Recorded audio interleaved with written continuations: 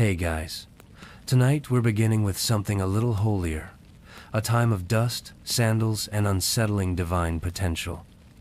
We're diving into what life was really like during the so-called missing years of Jesus, the part no one talks about, probably because it's too awkward, too human, or just too full of lentils.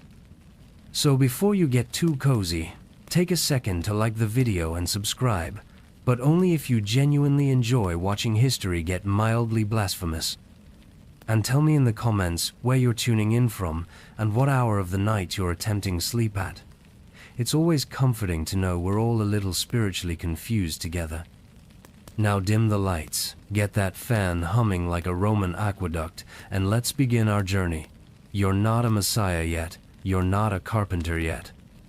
But you are about to wake up in one of the most uneventful places in the ancient world. Welcome to Nazareth. You're gonna love it here, probably. Congratulations, you've just woken up in a stone hut in 1st century Galilee, and something is definitely wrong with your face. You reach up, groggy, and your fingers find hair. A lot of hair. A scratchy, patchy adolescent beard that smells like olives and hay. You don't remember growing it. You also don't remember falling asleep with a chicken, but there it is sitting on your ankle, judging you like it just saw your internet history. Your bedding is a flattened pile of straw and old wool that hasn't been washed since King Herod was still trending. There's something sharp digging into your hip, possibly a date pit, possibly divine punishment. The air smells like sheep, smoke, and someone's attempt at incense that went horribly wrong. You sit up and immediately regret it. Your head collides with a ceiling beam older than sin, and now you're seeing stars, possibly literal, possibly prophetic. The room is tiny, windowless, and packed with jars full of things you aren't allowed to touch. Clay pots line the walls, one of which leaks something that looks like regret. There's a small wooden bowl by your mat containing 2 lentils, a crust of barley bread, and something green that you assume is a vegetable. You're not hungry, you're confused. Outside, your stepfather is already hammering wood with the intensity of a man trying to fix the entire concept of existence with a chisel. His name is Joseph. He's nice enough, quiet, unflinching. Has the emotional range of a fig. He's been raising you like you're his own, but everyone in the village knows you're not. You're the special child. The one whispered about at the well. The one who doesn't cry like the others, doesn't eat like the others, and once stared at a storm so long it gave up and left. You rise slowly, step outside into a burst of sunlight that slaps your eyeballs like Roman tax collectors.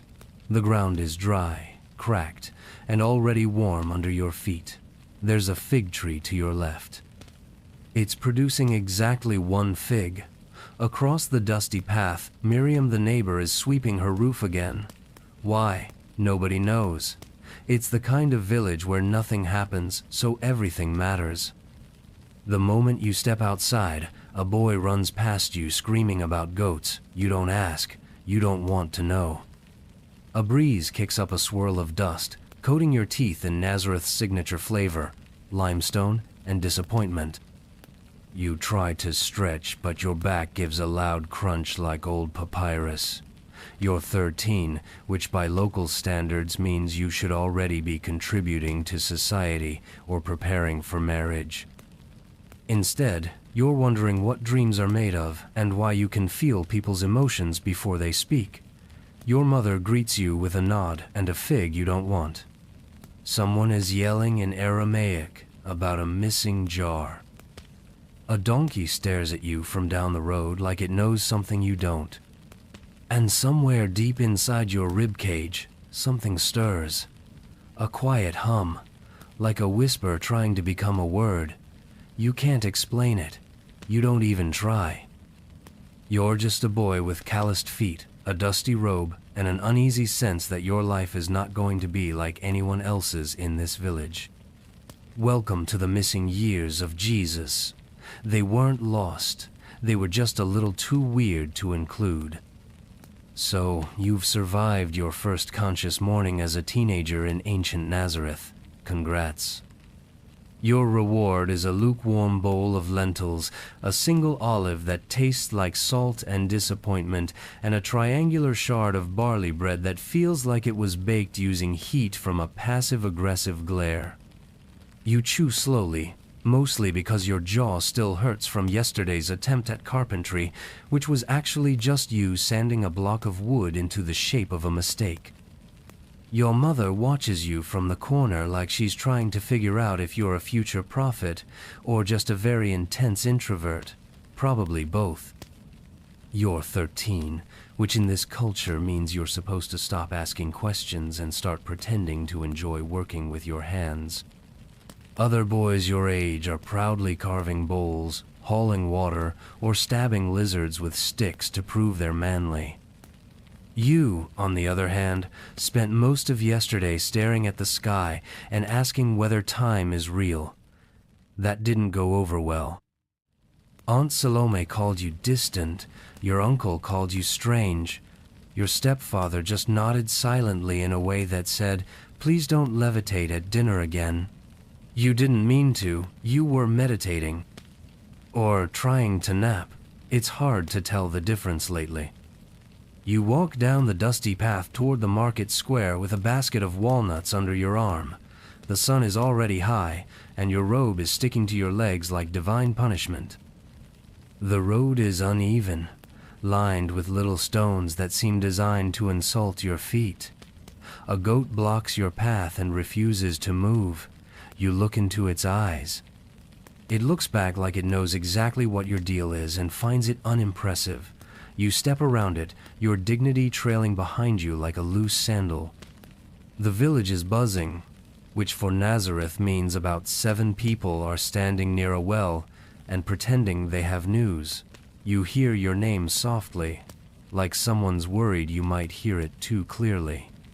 "He's different," one woman mutters. Wanders off at night. Another whispers, "I heard he healed a cat just by petting it." You didn't. The cat just stopped limping, or maybe it was faking. Either way, the rumors have started. You are officially that child. The one who doesn't quite fit, the one who listens more than he speaks. The one who sometimes finishes other people's sentences and then pretends not to notice. You try to ignore them. You smile politely. You say shalom with just the right amount of awkwardness, but inside, something feels off. Not wrong, just out of sync. Like the world around you is playing a song slightly out of tune, and you're the only one who can hear it. You catch glimpses of meaning in places no one else looks, in cracks in the walls, in birds that change direction mid-flight, in the silence between footsteps. You've started keeping these observations to yourself. The last time you told someone the fig tree was sad, they tried to make you drink bitter herbs. Back home, you help Joseph in the workshop. He hands you a plank and a chisel and says, "Make something useful." You stare at the wood for a long time and then carve a spiral. He doesn't say anything, but you can tell he's confused. You don't blame him. You're confused too. You don't know what's happening to you. Your thoughts are too big, your heart too soft, and sometimes, only sometimes, when you close your eyes, you feel the entire world breathing with you. The people in town think you're odd. Maybe you are. But deep down, there's a voice that keeps whispering, "Keep going." You don't know where or why, just forward. And that voice doesn't sound like yours. You're supposed to be sanding a stool. That's the task. A stool. 3 legs, flat top, no deeper meaning. But instead of carving the wood like a normal teenager in ancient Galilee, you've been staring at a sunbeam hitting the floor and thinking about the nature of light. Again, Joseph sighs. Not in anger, just in that deeply disappointed, "Why is my stepson asking about metaphysics when we need chairs" kind of way. He hands you the chisel and mutters something about discipline, which is Nazareth code for "Please stop being weird for 5 minutes." You try. You really do. But the second you touch the wood, you start wondering what it used to be where the tree grew, what birds nested in it, what it felt when it fell. Normal thoughts, totally practical. The workshop is hot, dusty, and smells like cedar, sweat, and the vague memory of productivity. Joseph is building a table for someone named Ezra, who's getting married again. You're sanding one of the legs while wondering if love can exist without attachment. You don't say it out loud this time. Last time you brought up detachment, Joseph gave you a long, silent look that could have aged bread. Instead, you hum softly a melody you don't remember learning and try to act normal. That lasts about 3 minutes. Then you catch yourself tracing geometric patterns into the wood that seem familiar. Not in the, "Oh, I've seen this before" way. In the, "this came from somewhere else" way. You stop, blink, and the shape fades like it's embarrassed to be caught. Later, your mother calls you in for lunch. Flatbread, lentils again, and a boiled egg if you're lucky. You chew slowly, listening to the pigeons cooing on the roof and the neighbor arguing about goats. Again, you think about asking if the soul has weight, but you decide to save that for after dinner. Instead, you mention casually that you sometimes feel like you're not from here, not from Nazareth, not even from this world. Your mother stops mid-bite, looks at you like you just said you're moving to Tyre to become a juggler. "Of course you're from here," she says, brushing flour off her hands. "You were born just down the hill." You nod, but you don't feel born, you feel placed. At synagogue school, it's worse. You're supposed to be memorizing lines from the Torah, but your questions are not welcome. When you asked if the divine could live inside people instead of outside, your teacher said, "That's not the point," then changed the subject to proper head coverings. You tried to explain what you meant, that maybe heaven wasn't above but within. They sent you home early with a headache and a warning. You're developing a reputation. You're too quiet, too curious, too not Nazareth. Your friends, such as they are, don't get it. When you talk, they smile politely, like you're entertaining, but possibly contagious. They want to talk about fishing girls who can lift the heaviest rock. You want to talk about why some people suffer and others don't. One boy asked you if you believe in angels. You said you've never seen one, but sometimes you feel like one is watching through your eyes. He hasn't spoken to you since. You know what they want. They want you to build chairs, memorize verses, marry a nice girl, and stop saying things that make people uncomfortable. But you can't help it. Sometimes you wake up at night with dreams of distant mountains and languages you don't speak. Sometimes when you touch water, you feel like it remembers you. You don't know what's happening, but you do know this. You're not a carpenter, not really, and no matter how much wood you shape, the shape inside you is trying to become something else. Something no one in Nazareth has ever seen. It started as a simple question. You weren't trying to cause trouble. You just asked why God needs sacrifices when he made the goats. That's it. That's what did it. The rabbi stared at you for a long moment, blinked twice like you'd just spoken in fire, and then quietly dismissed the class. You thought maybe you'd made a good point. Everyone else thought you were cursed. By nightfall, the entire town was buzzing. The carpenter's boy challenged scripture. He questioned the covenant. He's possessed by logic. The next morning, your mother found 3 extra olives on your doorstep and a note that just said, "Please stop."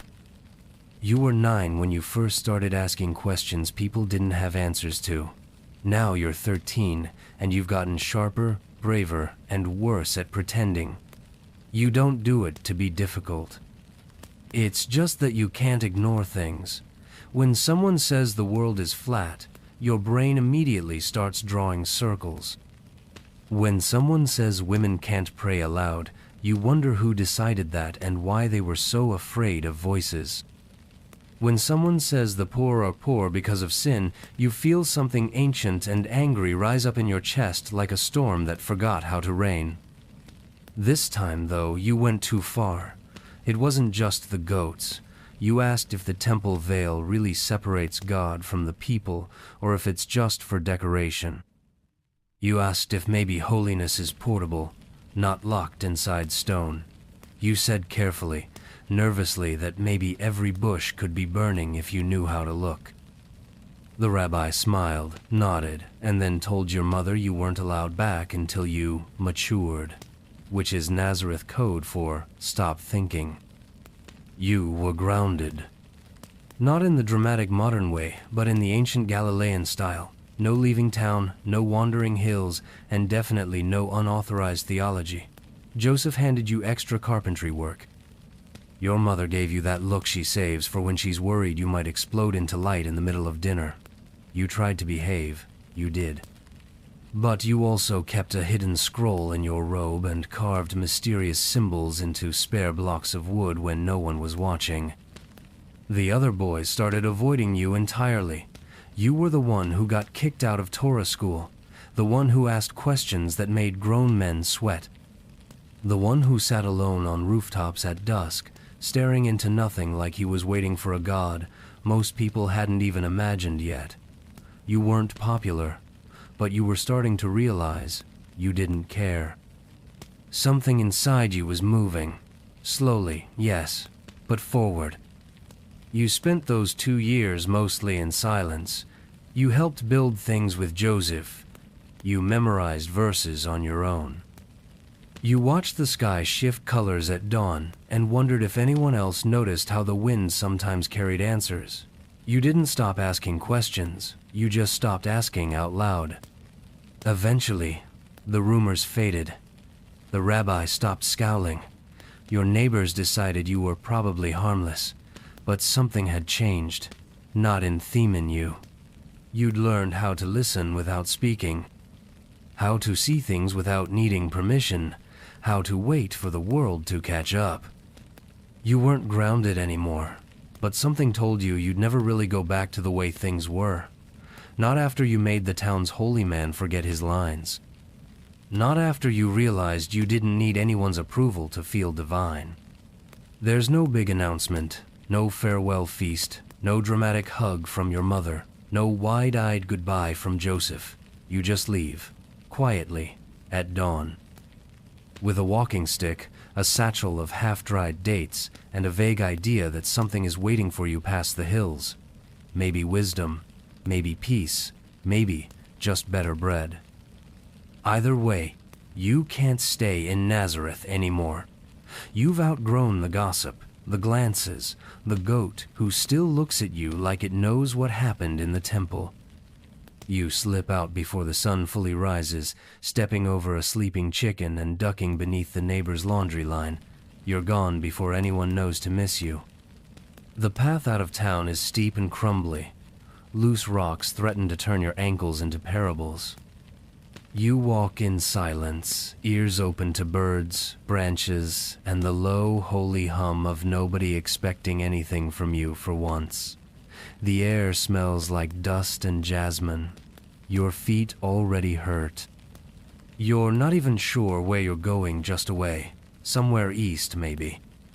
You heard rumors in the marketplace about a caravan heading toward the Red Sea, and beyond that, lands where people meditate in silence instead of shouting about goat theft and rain. You don't look back. Not because you're brave, but because if you do, you might lose your nerve. Your mother's voice is still in your head, warning you about bandits, thirst, and theological embarrassment. Joseph's final words to you were, "Be careful, and bring back stories," which sounded supportive until you realized he didn't mean it.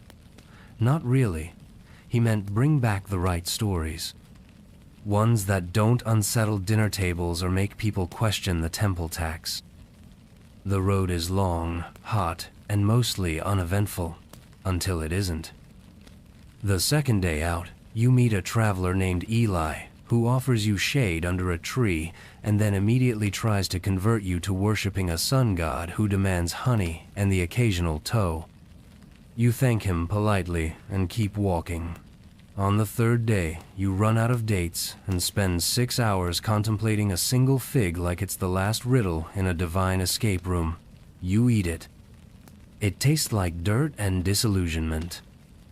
On the fourth day, your sandals break. You walk barefoot. The rocks are sharp, the thorns sharper. You pass through a village where no one speaks your language, but everyone stares like they've seen you in a dream they weren't supposed to remember. A child offers you water. An old man offers you silence. Both feel sacred.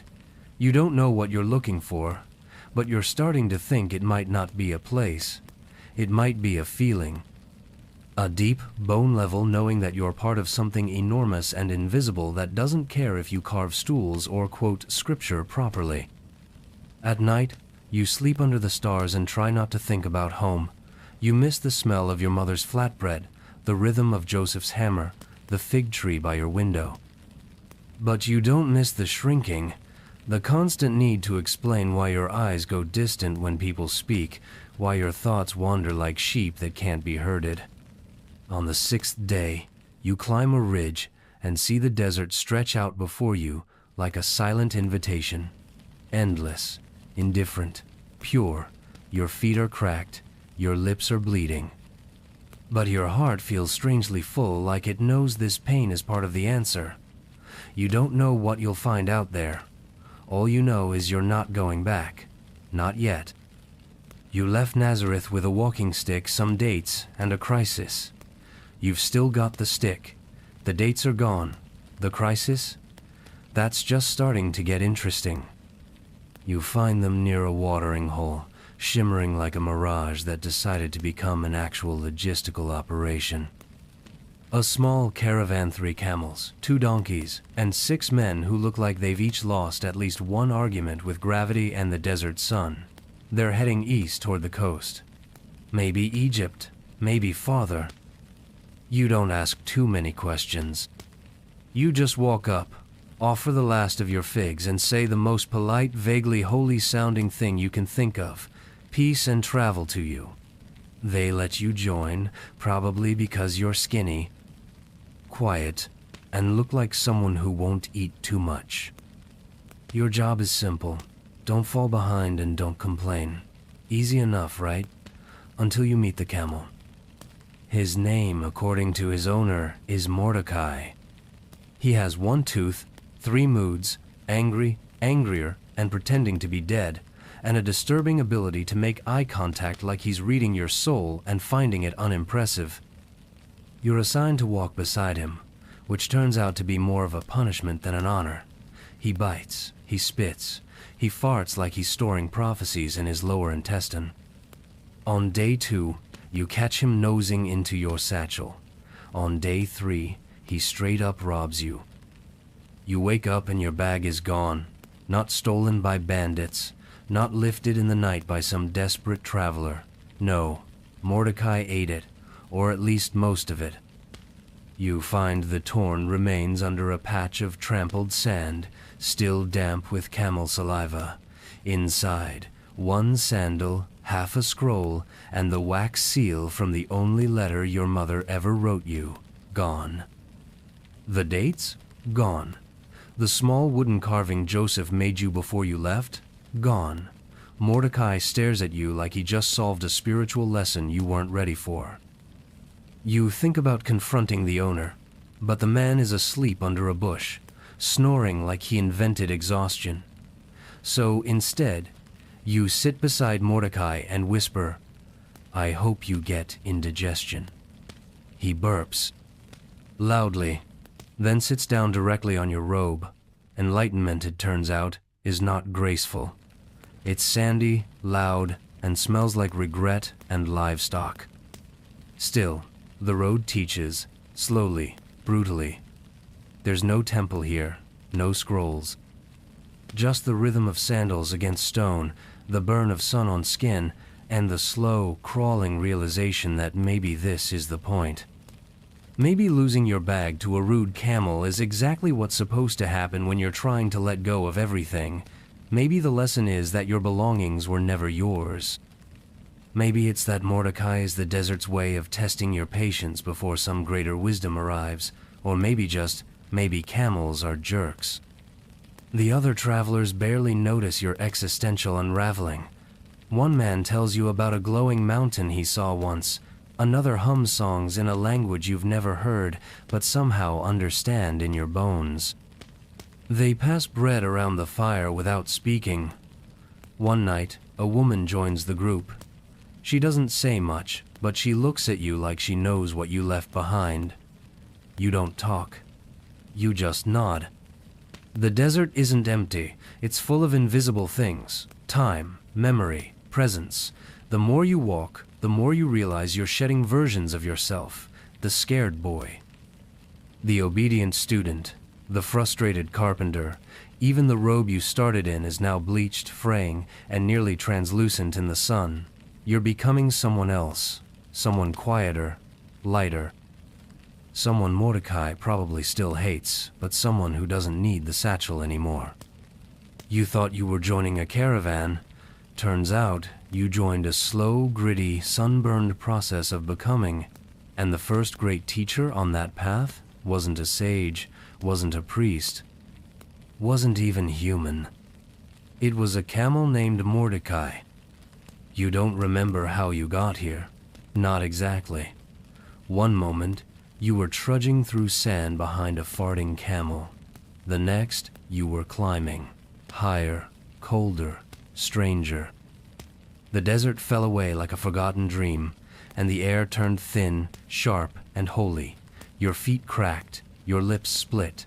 You traded silence with travelers who spoke only with their eyes. And somehow you kept moving. Until now.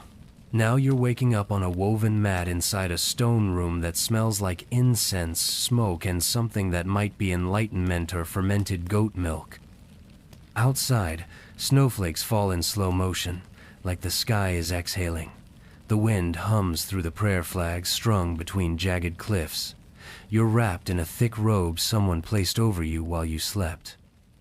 A bowl of warm liquid waits by your side. You sip it. It's yak butter tea. Your mouth immediately regrets it. It tastes like salted animal breath and sadness. But it's hot, and you're freezing, and someone nods at you like this is the first rite of passage. You drink it, all of it. You earn your welcome. The monastery is built into the side of a mountain. Whitewashed walls, red accents, doorways small enough to remind you you're still human. The monks don't speak unless they have to. When they do, it's brief, deliberate, and somehow more powerful than anything you ever heard back in Nazareth.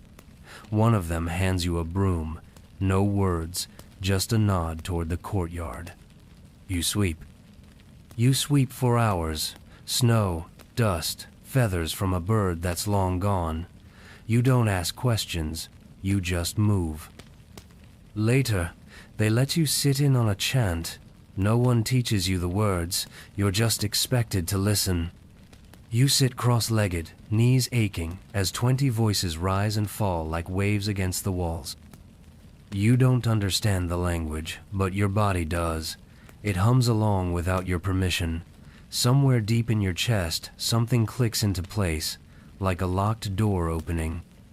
You don't know what's behind it. You just know it's been waiting.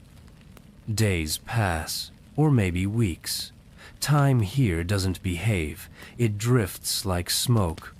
You eat rice. You drink more yak butter tea than any soul should be asked to. You learn how to sit still long enough to hear your own heartbeat echo in your skull. A monk named Tenzin teaches you how to breathe, not like you were breathing before. This is conscious breath, big, slow, meaningful. He says nothing at all for the first 5 days. Then, without warning, he points at your chest and says, "You've been here before." You ask, "Here as in the monastery?" He just smiles, not a polite smile, a terrifying, omniscient one, like he remembers your past lives better than you do. One morning, you wake up before the bell. Something inside you won't stay still. You go outside, barefoot in the snow, and sit on a rock that's too cold to make sense. But your body doesn't shiver. You close your eyes, breathe, wait, and then without trying you leave. Not physically. You're still sitting on the rock, but your mind, it stretches, past the sky, past your name, past the Jesus you think you are. You float not up, but inward and see a flicker of something ancient at the center of yourself, a blue light, gentle, powerful, watching you from the inside out. You snap back, gasp, fall over in the snow like you've just been dunked in divine water.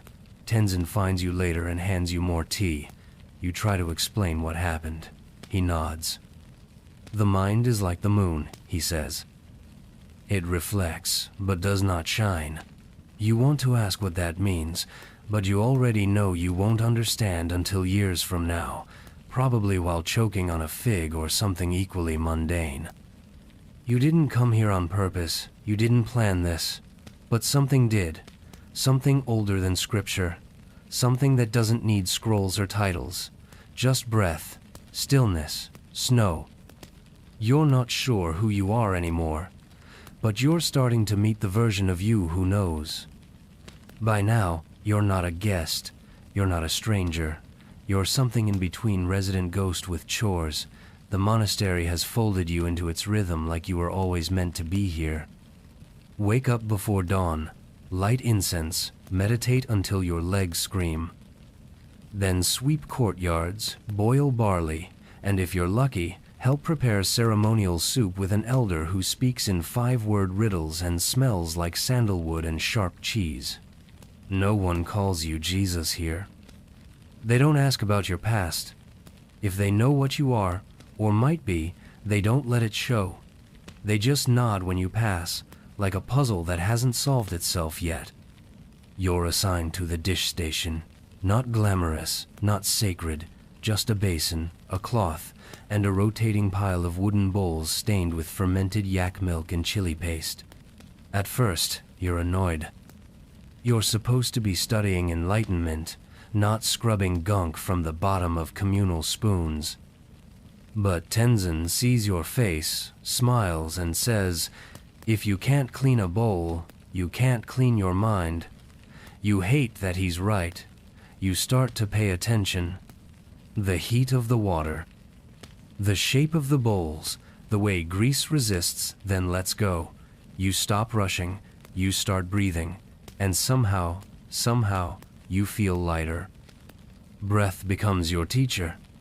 Every monk here treats it like a sacred text. Inhale, exhale.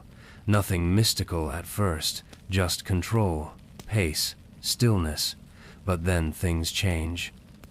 Your awareness sharpens. You can feel your heartbeat without touching your chest. You can slow it down, speed it up. You start to notice how emotions ride your breath like waves, joy in quick gasps, anger in tight bursts, fear in shallow flickers. You learn to anchor yourself through it. When your thoughts spiral, you breathe. When your knees ache from sitting too long, you breathe. When your memories try to pull you back to Nazareth goats, fig trees, silence, you breathe through that too. And then there's the levitation.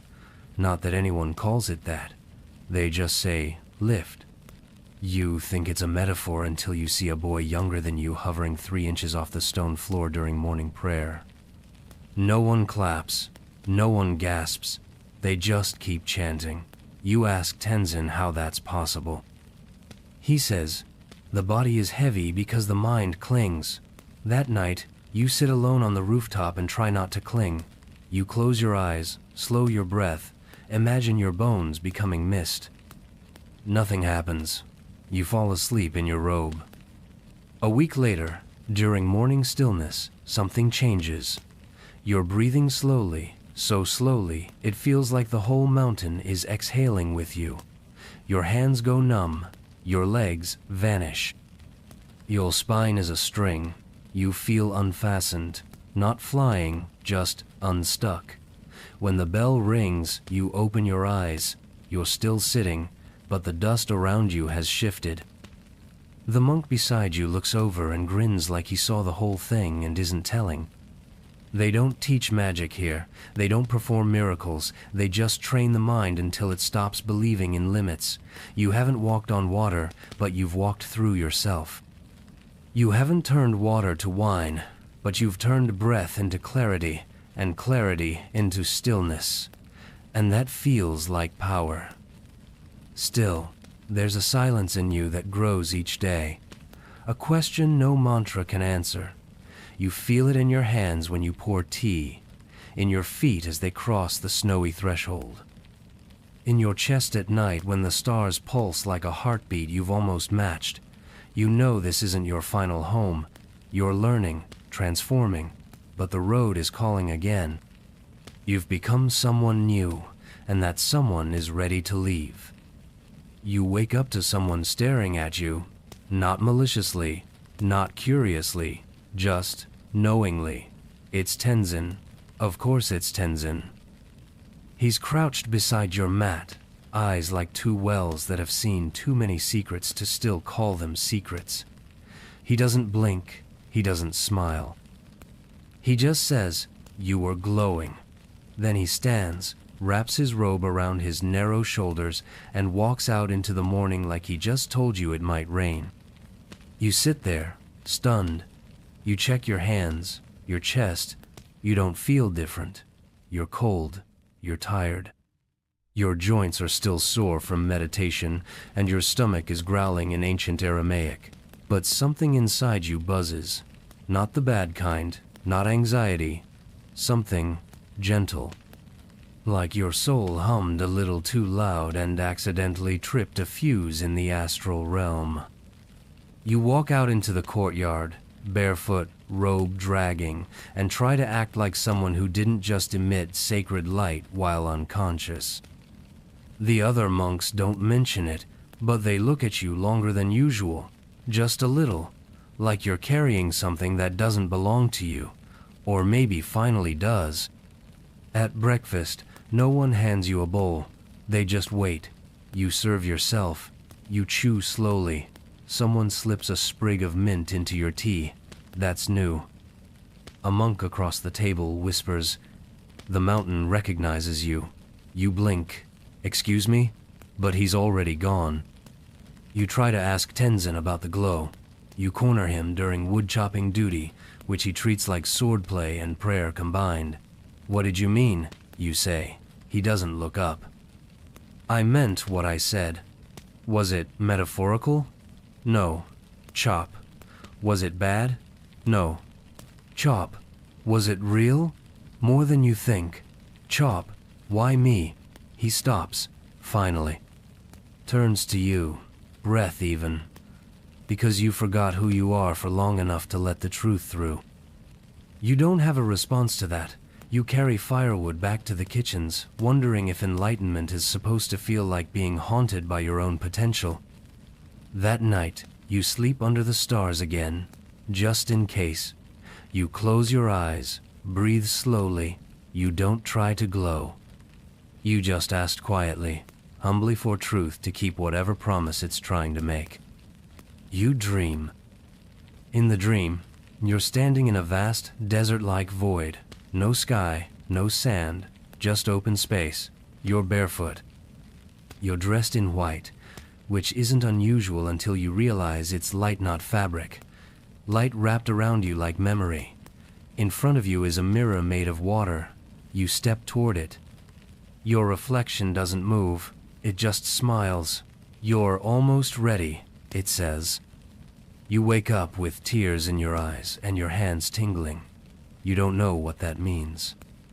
But Tenzin passes by, doesn't break stride, and says, "You spoke in the old tongue last night, fluent." Then disappears around a corner, like that's just something people do. You're not sure where this is leading.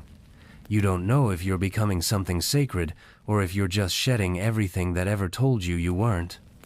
But you do know this. Something has changed. You're no longer just visiting the monastery. You've become part of it, and it somehow is becoming part of you. But you also know you can't stay.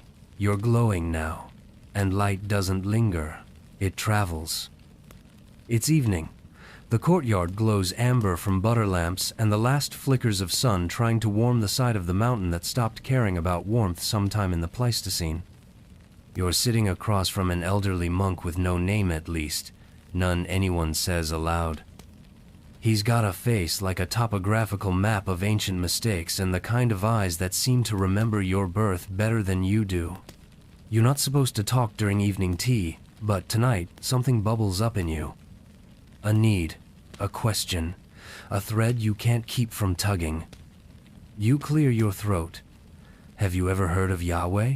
You ask, trying to sound casual, like you're not dragging 800 years of Hebrew tradition into a monastery built from silence and snow. The monk sips his tea, doesn't blink. You go on. The name, the I am, the unspoken flame, in a bush being. The one who said let there be, and expected everyone to just accept that as a thesis statement. He raises one eyebrow just barely. You fumble ahead. Back home, Yahweh is the center of everything, but he's not like what you speak of here.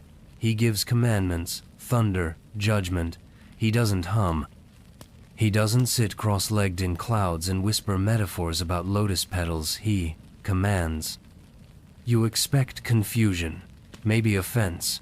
Instead, the monk sets his tea down, straightens his spine, and without warning lets out a single quiet laugh. It's not mocking, it's not sarcastic. It's more like someone exhaling through 70 years of realizing that all names eventually melt in the mouth of truth. You blink. What's funny? He just nods slowly and says, yes, him too. You stare. That's it? That's all? After weeks of mind training, breath work, and glowing sleep sessions, you drop the most sacred tetragrammaton you know into the conversation and get a vague shrug of cosmic agreement? He picks up his tea again and says, names are fingers pointing at the moon. The moon doesn't care what you call it. You press him, but doesn't it matter which god? Another sip. Only if you forget the moon. You spend the rest of the night in a mild existential crisis wrapped in a robe. You walk past the prayer wheels, past the mural of the Wheel of Samsara, past a goat that may or may not have bowed at you once. You sit on the edge of the cliff and stare out into the black sky littered with stars. Yahweh, Brahman, Tao, the source, the voice, the silence. You've named the infinite like a child naming waves, forgetting they're all the ocean. You wake up the next morning before the bell. You don't feel angry. You don't feel confused. You feel softer, like your idea of God has lost its sharp corners. Less throne, more wind. Less rule book, more river. You begin to understand what the monk meant, not that Yahweh doesn't exist, but that Yahweh isn't finished. That every name we give the sacred is a sentence we'll later rewrite. You help with breakfast that morning. You thank the teapot. You smile at Mordecai, the camel in your memory. You chant without understanding the words. You look at every flame like it might be the bush again. And somewhere inside, Yahweh laughs too. It begins innocently enough. You're meditating in the courtyard. The sun is warm on your shoulders. Your breath is even, and for once, you're not thinking about destiny, names of God, or camel trauma. You're just here, present, still. Which, as it turns out, is exactly when the universe likes to test you. Enter the goat. You've seen this goat before. Scraggly, beige, beady eyes that suggest it's either deeply enlightened or deeply cursed. It wanders the monastery freely, chews on everything from sandals to ancient scrolls, and once stared at you for 3 uninterrupted hours while you tried to recite a mantra. The monks call it Chempo, which supposedly means great in Tibetan. You suspect it means problem. Chenpo walks right up to you mid-breath, You open one eye. He's staring. Again, you close your eye. He snorts. You ignore him. He headbutts your shin gently, but intentionally. Like a philosophical poke. You open your eyes, sigh, and mutter, "What?" He snorts again, then turns and walks a few paces away, just far enough that you have to choose whether to follow, which, like a fool, you do. He leads you behind the prayer hall, where no one else seems to be. You lean against a wall, arms crossed. "You've got something to say?" you ask. He looks at you, and chews. Not grass, not paper, nothing, just chews, existentially.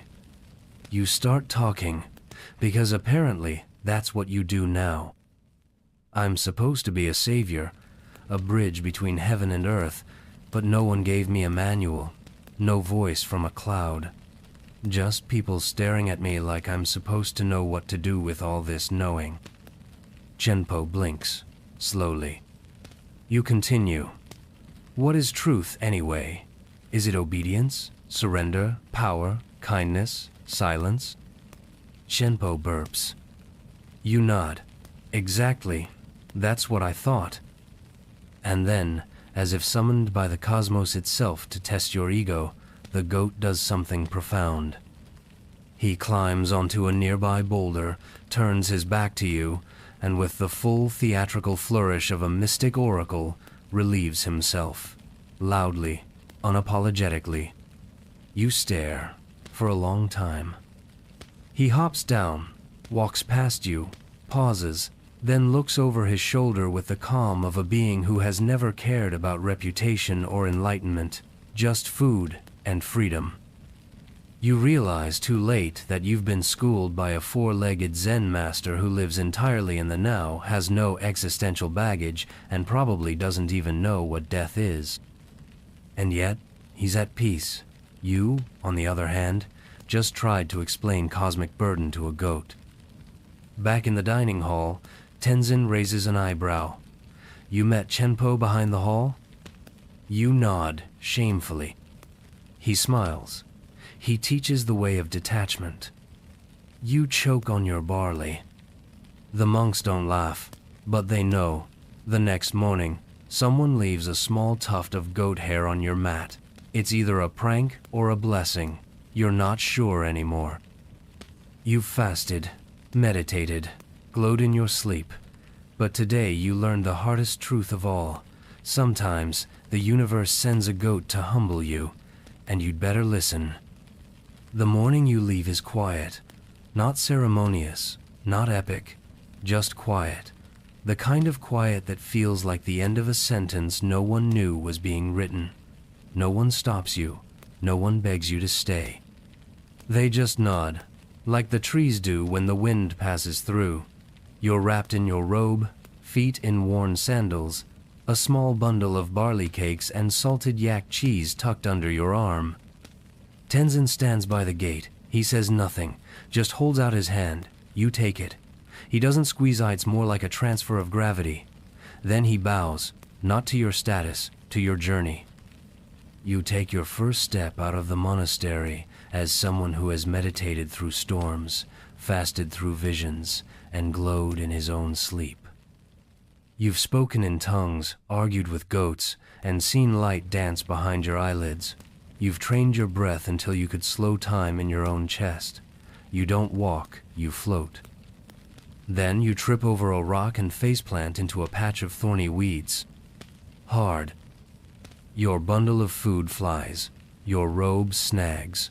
And for a moment, you lie there, chewing dirt, bleeding slightly from the lip, wondering if enlightenment includes tetanus. You roll over, stare at the sky, laugh. Not because it's funny, but because, of course, this is what happens. The universe, in its infinite sacred trolling, reminds you immediately. You are not above the path. You are the path.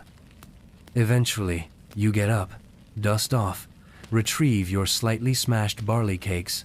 The cheese, miraculously, survived. You take that as a sign, not a grand one. Just a gentle nudge from the cosmos. Keep going. You're ridiculous, but we love you anyway. The trail winds down the mountain like a thought unraveling itself.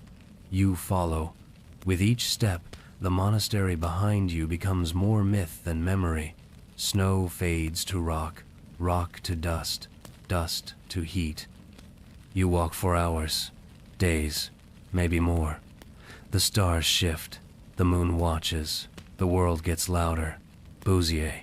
You pass merchants, travelers, people with too many words and not enough silence.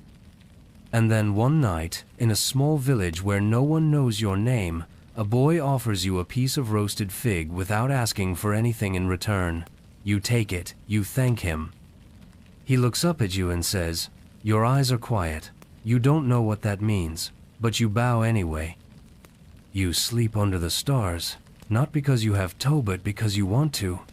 You've stopped asking the sky for answers. You just let it be sky. That feels like progress.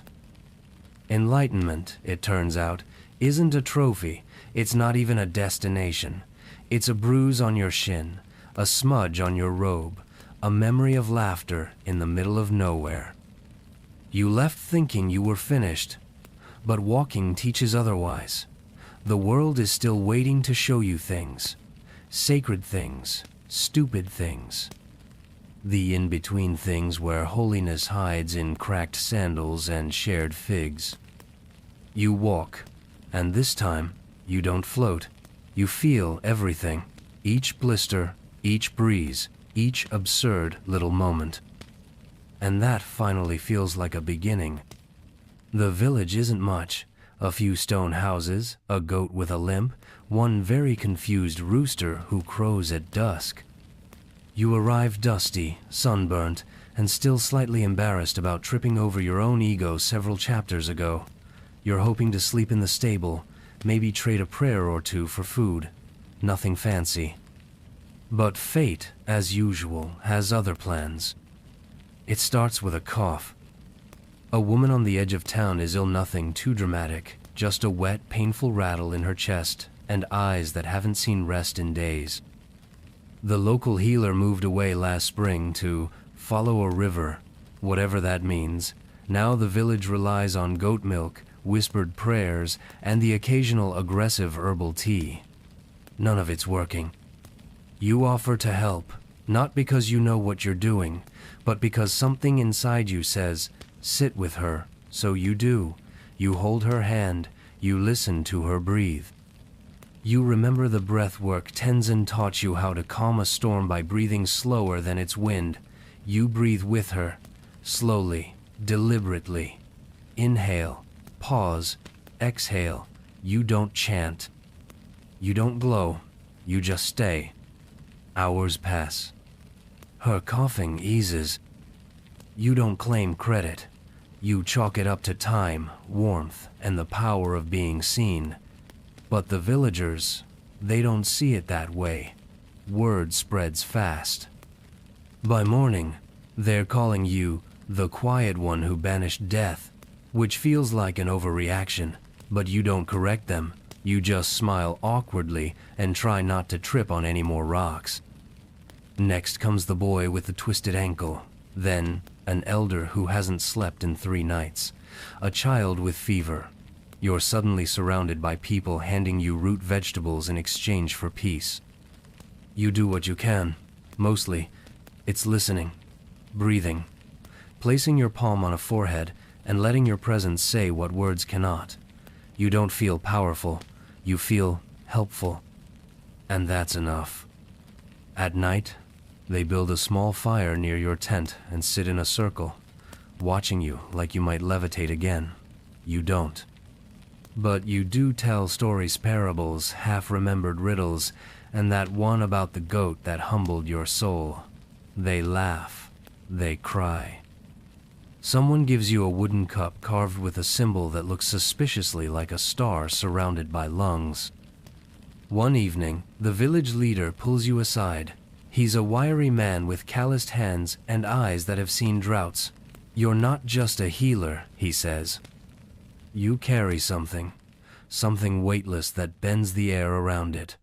You try to tell him you're not a wizard, not a prophet, not even particularly good at math. But he just nods like he already knows. You stay longer than planned. The stable becomes your room. The villagers become your strange, sunburned family. You teach them how to breathe, how to sit with silence, how to let go of fear without needing to fight it. In return, they teach you how to laugh at yourself, how to boil roots properly, and how to dodge chickens that take offense to sandals.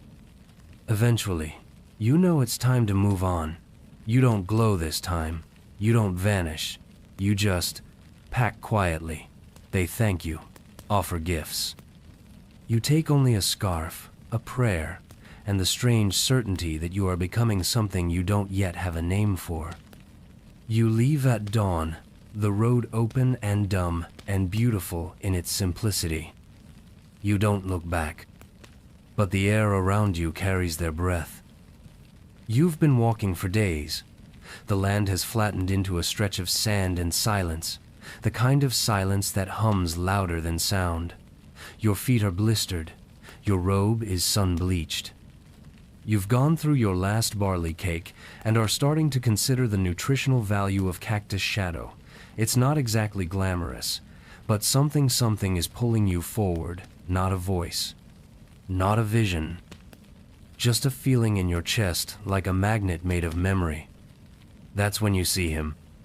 He's sitting on a rock in the middle of nowhere. No fire, no jug of water, no pack, just him, cross-legged, back straight. Beard like time itself had grown tired of measuring days and decided to grow roots instead. His robe is stained with earth and years. His eyes are closed, but the moment you get within 20 steps, he opens them like he's been expecting you since the invention of weather. You stop, raise a hand in greeting. He nods. That's it. You sit. For a long time, neither of you speaks. The wind moves, the sun shifts. A bird cries in the distance like it's trying to narrate your failure to comprehend what's happening. Finally, you can't take it. Who are you? You ask. He smiles, doesn't answer. You try again. Are you a prophet? A sage? A hallucination? Nothing. Just that same look, not blankful, like his silence is saying more than your words ever could. You try a different angle. What's the truth? He tilts his head. A single grain of sand falls from his brow. You push. What's the point of all this? Life, pain, the journey, the breath, the name. His lips twitch. You think he's about to speak. You lean forward. He picks up a small stone and gently places it in your palm. That's it. You stare at the stone like it's a riddle, which maybe it is. Smooth, warm from the sun, utterly ordinary, profoundly unremarkable. You look up. What am I supposed to do with this? He closes his eyes again. You sit there for another hour, hoping for something, anything. But there's nothing more. Just the wind, the light, the rock in your hand. Eventually, you stand. Bo, because somehow that feels right. He doesn't move. He's still breathing, still present, but as far as he's concerned, the conversation is over, and maybe it never began. You walk away more confused than ever. That night, under the stars, you stare at the stone again.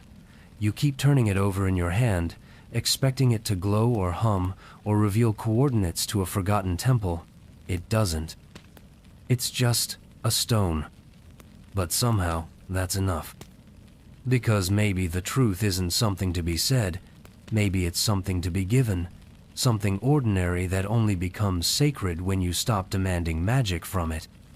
You don't sleep that night, but you rest. And in the morning, the stone feels lighter.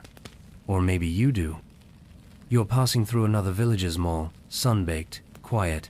It barely registers on the map of your mind. You're just trying to find water, maybe a piece of bread that doesn't taste like disappointment. But as soon as you step into the main square, people freeze. Someone gasps. Someone else drops a clay jug that shatters like prophecy, and then, like they've rehearsed it, a dozen villagers drop to their knees. You blink. What? A man stumbles forward, dirty tunic, cracked lips, hope in his eyes like it's all he has left. He's holding a boy, maybe 6 years old, who's burning up with fever. The child's breathing sounds like rusted metal being scraped across a prayer. The man says your name, not the one you've shared with anyone, but the one you thought only your mother whispered into the stars. Please, he says. They said you healed. They said you glowed. You want to say no. You want to correct him. You want to say, I just sit. I just breathe. I'm not who you think I am. But the boy wheezes. His eyes roll back. The villagers inch closer, as if your very presence might boil away their desperation. So you do what you've always done, you sit. You cradle the boy in your arms. You breathe, slowly, softly. You let go of the need to impress, to prove, to shine. You just sit with him like you sat with the coughing woman, the fevered elder, the twisted ankle, the silence. You become empty, still, present. And for a long moment, the square goes quiet. Then his breathing evens, his brow cools, his eyes flutter open, and he says, simply, hungry. The crowd erupts. They're chanting now, praising you. Some weep. Others reach for your robe like it might drip salvation. Someone screams that the Messiah walks among them. You stand, heart pounding, mind racing. You didn't do anything. Not really. You were just there, present, breathing. A woman drops to your feet, clutching your ankle. Bless me, she cries. A merchant offers you a pouch of silver. Someone else starts to build a small altar out of fruit and panic. You panic too. No, you say firmly. I didn't heal him. The body did, time did, breath did. I'm no one. But no one listens. They're too busy declaring you everything. You leave before nightfall, disappearing down a side path, cloak pulled tight. You walk fast. You don't glow. You don't float. You run. That night, you hide beneath a tree and replay the moment over and over. Did something happen? Did you do that? Or was it just presence again? Was that the miracle? The refusal to look away? You don't know. But you do know this. The more they believe you're a god, the harder it will be to remember you're just someone who listens deeply and breathes even deeper. You fall asleep with dirt in your teeth, a child's breath in your memory, and the weight of a name you never asked for pressing against your chest.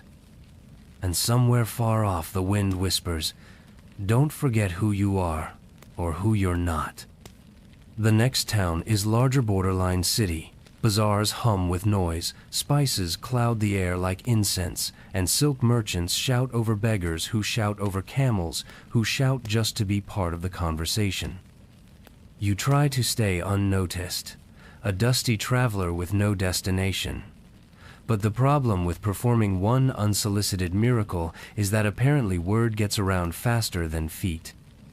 You're sitting in a shaded corner eating roasted dates when a group of men in long robes approaches. They're not beggars. They're not merchants. They have that look people get when they've been in charge of too many things for too long, chin slightly raised, sandals cleaner than physics should allow. They sit across from you without asking. You're him, one says, flat, certain.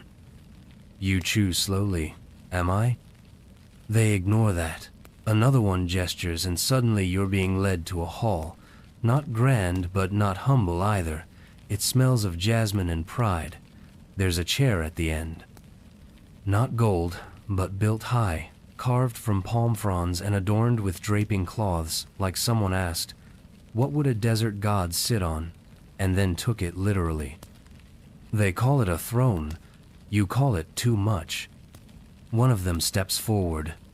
We need a spiritual leader, a symbol, a voice. You've healed, you've taught, you've glowed.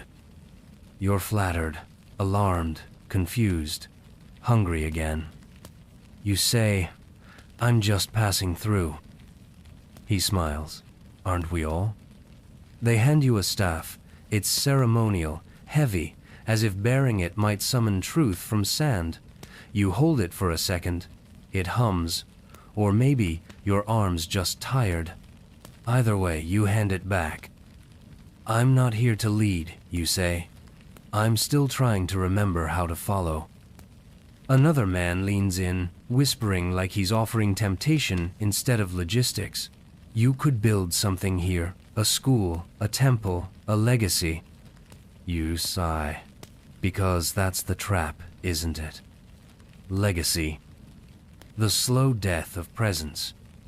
You look around, the palm throne, the eager eyes, the people just outside who will believe whatever the loudest man says next. It's not evil, it's not even wrong. It's just too early. Too tight. A name carved in stone where breath was meant to be. So you bow, deeply, respectfully. You tell them thank you, but no. They're stunned. One mutters something about destiny. Another calls it fear. A third just stares like you've spat in the face of fate. But you've learned something. From Tenzin, from Chenpo the goat, from the silence in the desert, from the boy who coughed and then didn't. Sometimes the most sacred thing you can do is not accept the crown. You walk out of the hall lighter. They don't follow. That night, you sleep beneath the stars again. You dream not of palaces or temples, but of hands reaching for water, and your voice gently saying, "Here, breathe." You wake knowing that the throne will remain. And so will you. But not in the same place. It's a bright morning. Birds chirp in inappropriate keys. The air smells like figs, firewood, and unresolved tension. You're strolling into another village, unassuming, quiet, with your robe looking slightly more patched than holy. You've just survived being offered a throne, so this next stop? Hopefully uneventful. Spoiler, it's not. It starts when a woman sees your shadow stretch across a well and screams like it stole her goat in a past life. Within minutes, a crowd gathers. Someone whispers, "He's marked." Someone else insists you smell like sulfur. You try to wave, to smile, to say something chill like, "Good morning. I'm just here for water." But your voice cracks in that specific way that makes you sound like you're possessed by either allergies or a lesser demon of the third wind. Then someone throws a broom. Not gently. It bounces off your shoulder and is quickly followed by another, and then another. Suddenly, you're dodging a full-blown mob armed with rustic cleaning supplies and theological confusion. You duck behind a cart of onions. You shout, "I'm not a demon." Which is exactly what a demon would say, apparently, because the brooms now have reinforcements, spoons, sandals, and one angry old man with a chicken. To be fair, you're not helping your case. You're still wearing a robe no one can identify. Your eyes reflect a little too much light when the sun hits, and you're muttering under your breath because you're praying for patience. But they think you're casting desert hexes. Eventually, you're cornered. A child peeks around a woman's skirt and asks, "Are you going to turn into smoke and fly away?" You consider it. Instead, you take a breath. You sit, right there in the dirt, palms open, eyes soft. You start to hum not a spell, not a chauntist, a sound that feels like forgiveness had a melody. Slowly, the crowd stills. The spoons stop flying. The old man lowers the chicken. An elder steps forward. If you're not a demon, then what are you? You smile, thirsty. It breaks the tension. They laugh, uneasy at first, then real. A boy brings water, A girl offers a peach. You sit with them for an hour, answer their questions, ask some of your own. You explain you've walked far, from mountain to sand, from silence to almost being crowned, and now, apparently, almost exorcised. By sundown, they invite you to dinner. You eat beside a woman who once tried to beat you with a ladle. She apologizes. You offer her a breathing technique. She tries it, coughs, laughs. That night, they set out a mat for you in the quiet corner of a home with creaky windows and a breeze that smells like safety. You sleep with one eye open, not because you're scared, but because you've learned that being mistaken for divinity or demonis is just a side effect of being weird in public. In the morning, you leave early. Someone waves. Someone else hands you a broom, just in case, they say. You thank them. And for a second, you almost do disappear into smoke. But you're not there yet. You weren't planning on finding the cave. That's usually how caves happen in stories like this, accidentally. One minute you're walking through a dried-up ravine looking for wild figs, the next you spot an opening in the stone, shadowed and strange, like the mountain has a mouth and it's slightly open, breathing quietly, waiting. You should keep walking. You don't. It's narrow at first, then opens into a chamber shaped like an idea that forgot how to end. You drop your bag by the wall and light a small fire from the dry grass and twigs nearby. The flame flickers, throws shadows like old memories across the stone. You settle in, just for a moment, just to rest. Then you hear it. At first it sounds like wind, then water, then something else. It's not a voice exactly, but it moves like one. A rustling that shapes itself into the rhythm of words you almost understand. You sit up straighter. Hello? The cave responds. Not in a language, but in sensation. A vibration through your spine, like someone is humming your name inside your bones.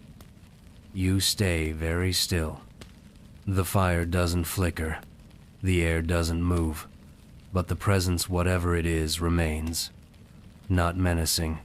Not welcoming either, just ancient, like it remembers when light was new. You close your eyes and try to listen. It tells you nothing you can write down, just impressions, a great forgetting, a long silence, a promise buried in the earth like a seed. You see images behind your eyelid stars spinning backward, a serpent swallowing the alphabet, a hand cradling a tear that turns into a planet. You open your eyes. You're crying. The cave says nothing else. You sit in that silence for hours, or days. You lose track. Time softens in places like this. It stops being a thing you have and becomes a thing you are. When you finally stand, your legs tremble not from fear, but from awe. You touch the wall, not expecting anything, just needing to say thank you in a language the cave might understand. It hums. You leave the fire behind. You leave something else too, though you're not sure what. Pride, doubt, that last stubborn fragment of your old name. Outside, the sky is purple with dusk. The wind feels differentless, like air, more like presence. You walk on. And though no one saw what happened in the cave, and though you don't speak of it, people notice a change. Not in your clothes, not in your eyes, but in your silence. It carries weight now, like you've spoken with something older than speech. And it listened. You arrive in a village built on cliffs, carved into the side of a mountain like the people didn't trust the ground anymore. They stare when you arrive, but not with fear or awe, just polite confusion. You've still got cave dust in your hair, a faraway look in your eyes, and a whisper in your chest that hasn't stopped humming since you left that stone chamber. You're invited to sit around a fire with elders and travelers. They ask questions, the usual ones: where you've come from, why you walk alone, what you carry. You try to answer plainly at first. I'm just traveling. I'm just passing through. But someone says they saw your footprints glow in the sand. Someone else says their goat stopped limping after you patted its head. Eventually, they ask the big one, "What truth have you seen?" You hesitate. The cave is still with you, not just in memory, in you, in your skin, your breath, your way of being.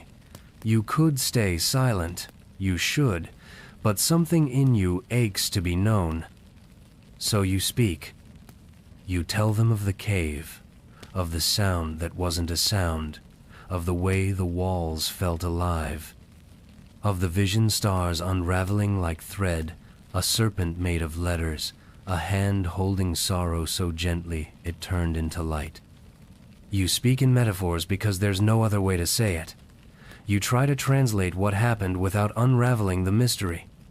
But mystery, as it turns out, doesn't enjoy being translated. At first, they nod. Then they tilt their heads. Then they squint, like you've started speaking in riddles no one asked for. A man clears his throat. "So, did you see a god or not?" A woman whispers, "Maybe the cave cursed him." Another says, "That's not truth. That's just poetry dressed in dust." You sit very still.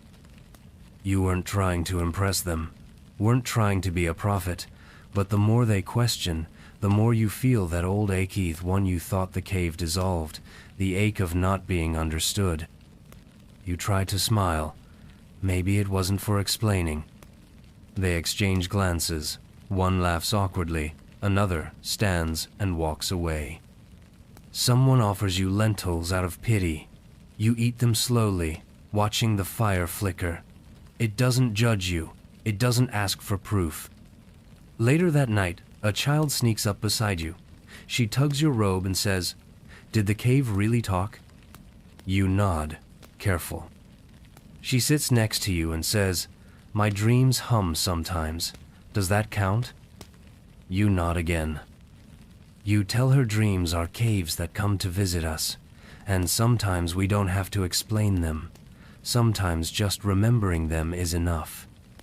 She falls asleep leaning against your arm, and that's when it hits you. Not everyone will understand what you've seen, but someone will. And sometimes that someone is a small, sleepy girl who just needed to know that her hums are sacred. You weren't planning to stay in the village. After the cave misunderstanding, you figured a few quiet days of walking would be safer than another philosophical ambush. But then a man runs after you, barefoot and grinning, shouting that his cousin's wedding is today and there's free food if you show up. That's how it starts. You arrive at the edge of a dusty courtyard where garlands of olive branches hang crookedly between mud walls and children throw dates at each other while pretending to be angels and demons. Someone hands you a cup of wine so immediately you assume they've mistaken you for someone more important. You take it anyway. It's warm, sharp, made recently and with questionable technique. You find a quiet spot near a fig tree, preparing to enjoy the role of forgettable observer. Then the bride's father recognizes you. It takes all of 20 seconds for he's the healer, he's the traveler, he's the one who breathes like the wind listens, and finally, he's the one from the cave. To ripple through the wedding like gossip spiced with mythology. Before you can deny anything, they seat you at the head table, next to the goat. The bride is radiant in that glowing from lack of sleep way. The groom looks like he's just realized marriage is a lifelong metaphor and not a festival. Everyone's excited, drunk, or both. Then disaster strikes. They run out of wine. You'd think it was a drought the way people gasp. Mothers clutch their pearls. Children begin to sob preemptively. One man stares dramatically into an empty jug like it just confessed betrayal. Someone turns to you. Can't you? You know? You blink. Know what? They look around conspiratorially. Fix it. Make more. You squint. You want me to manifest alcohol? They nod eagerly. You laugh. I'm not a vintner. I'm barely a guest. Then someone brings you 6 water jars. Big ones. And hope. Everyone stares. So you sigh. You walk up to the jars. You close your eyes. You breathe not because you expect anything, but because the pressure to perform can only be dissolved by presence. You remember the cave. The silence. The hand holding sorrow. You place your hand on the water. You don't chant. You don't glow. You just are. Then someone tastes it, and their eyes widen. It's better than before. Cheers erupt. Someone lifts you onto their shoulders. A woman calls you a prophet. A boy shouts. He turns sadness into celebration. You try to explain that maybe the wine was just fermenting weird, that you didn't do anything, but by then they're already naming a new recipe after you. That night, as the dancing fades and the stars press themselves against the black sky like eager eavesdroppers, you lie beneath the fig tree again, alone. You touch the rim of the empty cup beside you and whisper, "What even happened?" The silence doesn't answer. But your heart feels full, and you begin to suspect that sometimes even joy is sacred, especially when no one's sure how it got there. You've had strange dreams before desserts full of eyes, oceans that breathe, goats who speak in riddles and then vanish mid-sentence, but this one is different. It doesn't feel like a dream. It feels like a warning dressed in theater. You fall asleep beneath a knotted fig tree, stomach full of roasted barley and leftover wedding wine, head resting on your folded robe. You expect nothing. You receive everything.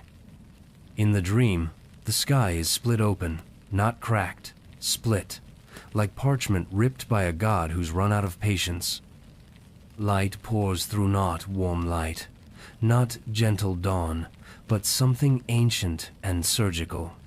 It doesn't shine, it reveals. You see towers made of glass that hum like beehives. You see people walking with tiny boxes that glow in their hands like portable lightning. You see hunger in places of abundance and noise in places of prayer. You see machines speaking for men and men forgetting how to speak to each other. You see fires. Not just one, many. They rise in cities you don't recognize, burning names you haven't learned yet. You see the ocean swelling with rage. You see a child crying alone in a room filled with toys, but no voice. You see a man screaming into a mirror that refuses to reflect him. And above it all, you hear laughter. But it's not kind.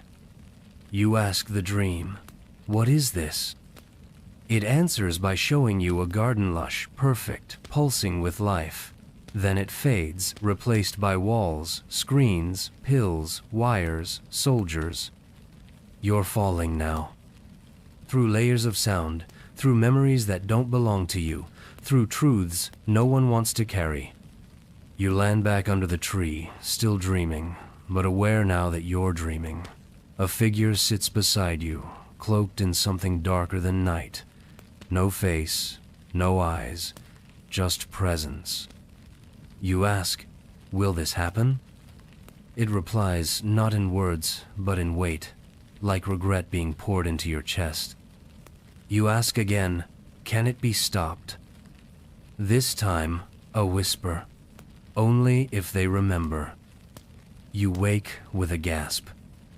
The fig tree rustles. The stars are still there, thank the Maker. You're drenched in sweat. Your hands are clenched into fists around nothing. You sit upright and look around, half expecting the world to already be on fire. It isn't. Not yet. But the dream clings to you. Not as fear, but as responsibility. You spend the morning writing symbols in the dirt. You don't know what they mean. You just know they need to be drawn. You hum quietly, the same hum you heard in the cave. It calms your breath. Later, a traveler passes you on the road and asks where you're headed. You answer truthfully. Back to the beginning, before it's too late. He doesn't understand. But you weren't talking to him anyway. You were talking to the dream. You arrive in a village carved into the side of a red cliff where the air smells like hot stone, goat sweat, and lentils that have been overcooked into mush. You're still carrying the dream. Not like a memory, like a splinter. It's in your skin, your ribs, your breath.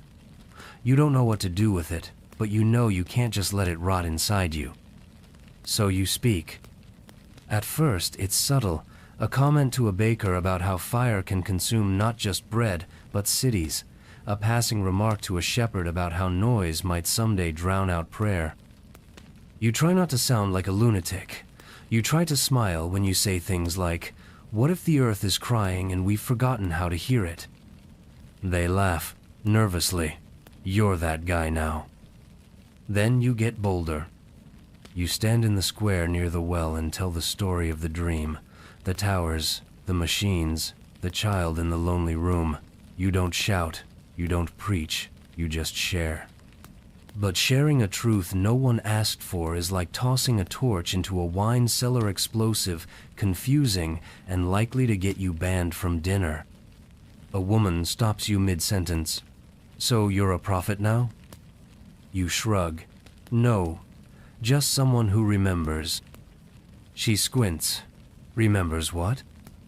And that's when you realize they don't want to remember. A boy snorts and throws a handful of chickpeas at you. Not hard, but with the accuracy of someone who's done this before. They bounce off your shoulder like polite scoffs. Another man joins in. Then a woman with surprisingly good aim.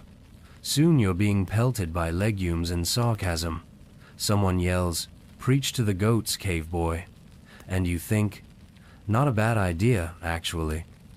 You retreat, not out of fear, but because conviction and chickpeas don't mix well. You find a spot by the cliffs where the wind speaks in whistles. You sit, you breathe. You remind yourself that being mocked isn't the same as being wrong. Later that evening, someone approaches. A young man, quiet, hesitant. "I heard your story," he says. "The one about the dream. It felt familiar." You look at him. His eyes are tired in the way only old souls wear their age. He sits beside you. You talk until the stars appear. Not as preacher and disciple, just two people who know what it feels like to wake up carrying a world that doesn't exist yet. You realize then that the warning isn't for the masses. It's for the few. The quiet ones, the watchers, the listeners. The ones who hum when the world gets loud. You still smell faintly of chickpeas, but you smile anyway. The next morning you leave the chickpea village before dawn, still picking legumes out of your robe and wondering if you're slowly becoming a walking parable.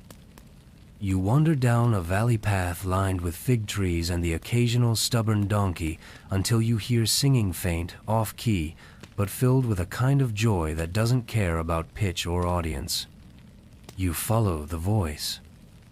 It belongs to a man sitting on a rock by a river, palms facing the sky like he's trying to catch the sun itself. His clothes are dusty, his beard is wild, and his eyes are pale and clouded. He's humming a tune you've never heard before but instantly feel like you've always known. You say hello. He grins. "I heard you coming." You walk like someone with too many thoughts. You chuckle. "You're blind, but you heard my thoughts?" He points to his chest. You don't need eyes for that. You sit beside him. You tell him about the cave, the wedding, the dream. You even confess the chickpeas. He laughs so hard he nearly falls into the river. When he calms, he says, "You think you're the only one who's seen things?" He touches his chest again. "I've seen mountains breathe. I've seen 1,000 versions of tomorrow, and none of them matter if we forget how to listen." You ask him what he listens to. He tilts his head, as if surprised by the question. "Everything." He gestures to the trees, the wind, the shifting dirt beneath your feet. They're all saying the same thing. Be still, be kind, begin again. You're quiet for a long time. Then you ask, how do you know what's real when no one else sees it? He smiles. Because it changes me. That's how I know. The river ripples with the kind of silence that feels like it's watching. You ask him if he's ever told anyone. Oh, sure, he says. Tried to tell my brother once. He said I'd eaten too many spoiled olives. You laugh. He laughs. And then he says something you won't forget. Some visions are only meant to be lived, not proven. That night, he invites you to sleep beside the river. You lie on your back, staring at the stars, and feel a strange relief. Not because you have answers, but because someone else has seen without seeing. In the morning, he's gone. No tracks. No note. Just a folded fig leaf where he sat. Inside it, a single white stone and a message etched in crooked lines. The next thing you see isn't for your eyes. You hold the stone for a long time. Then you walk. Eyes open. But now, finally, ready to see with something deeper. You're walking again. Of course you are. You've walked more than any single pair of sandals deserves.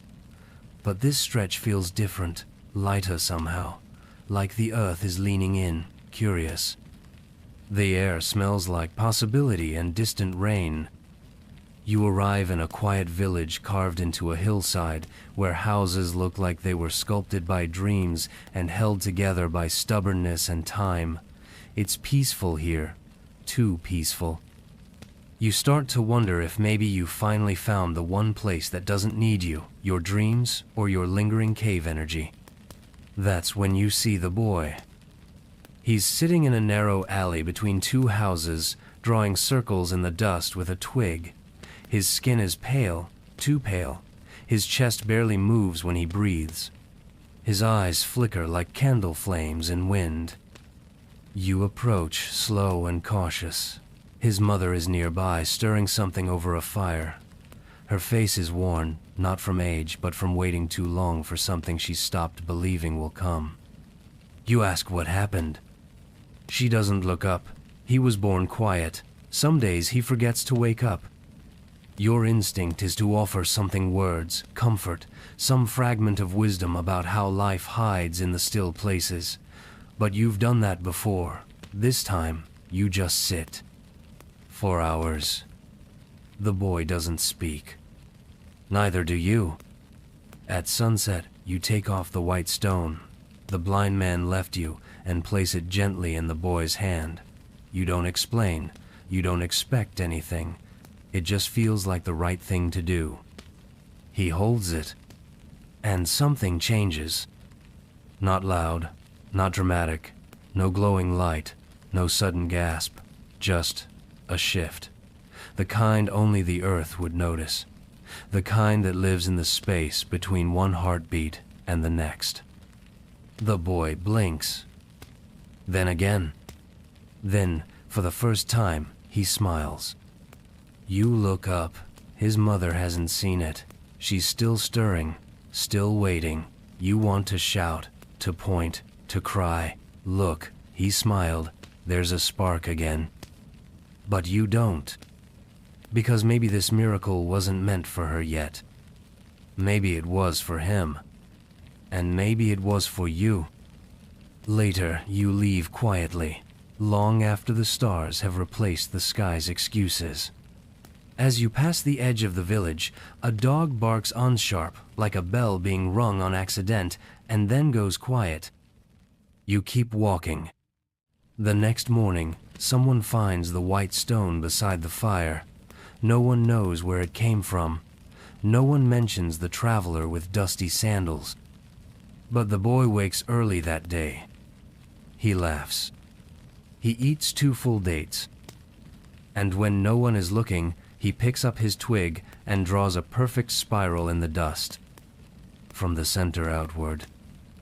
You've seen villages ruled by goats, towns run by paranoid widows, and deserts where people think humming cures headaches, but nothing prepares you for the city of still. You know something's off the moment you pass the stone gate. No market noise, no children shouting, no dogs barking. Just the muffled sound of sandals on polished stone and an oppressive velvety hush that wraps around your thoughts like wet cloth.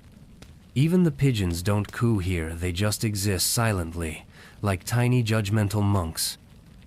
You take 3 steps into the plaza and already feel like an intruder.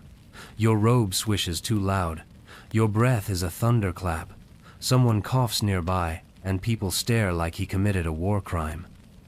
You approach a fruit seller and whisper, "Do you have figs?" She raises an eyebrow, points to a sign that says, in intricate calligraphy, "Speech is noise, noise is violence, be still or be gone." You mouth, "Sorry," which somehow feels too loud. An elderly man nearby drops a basket of beans. They scatter across the stone like tiny drums, and everyone around him flinches. A guard appears out of nowhere, whispers something in his ear. The man vanishes down an alley, escorted gently but firmly. You turn to leave. Too late. A hand lands softly but very intentionally on your shoulder. You're escorted to a small courtyard with a circle of robed figures sitting cross-legged. None of them speak. One gestures for you to sit in the center. You do. You assume this is some kind of tribunal.